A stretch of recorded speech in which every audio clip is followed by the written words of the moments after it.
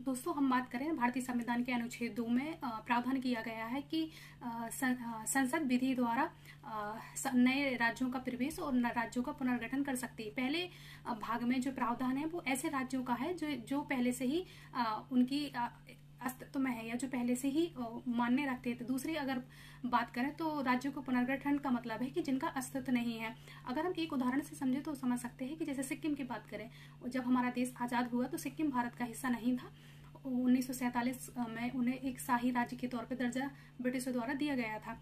1974 के आसपास क्योंकि चीन का जो तिब्बत के प्रति बहुत आक्रोश की नीति थी, उससे कहीं ना कहीं सिक्किम को लगा कि सिक्किम को भारत का हिस्सा होना चाहिए। तो उन्होंने एक मंशा जताई कि सिक्किम भारत का हिस्सा बनना चाहता है, लेकिन पहले उसको देखना पड़ेगा कि जैसे ऐसा तो नहीं होगा कि उनकी संप्रभुता पे कोई शंका आएगी या फिर उनके देश के नागरिकों के प्रति किसी भी प्रकार का दुर्व्यवहार किया जाएगा। तो 35वें संविधान संशोधन 1974 में प्रावधान किया गया और सिक्किम को एक संबंध राज्य का दर्जा दिया गया।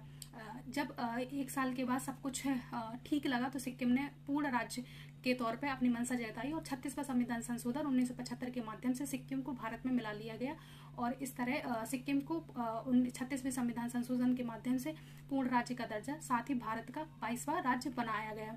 वहीं अगर हम राज्यों के पुनर्गठन की बात करें जिनका अस्तित्व नहीं है, जैसे कि 2002 की बात करें तो 2002 में उत्तराखंड, जिसका नाम पहले उत्तरांचल था, को 2002 में उत्तर प्रदेश से अलग करके एक नया राज्य बनाया गया।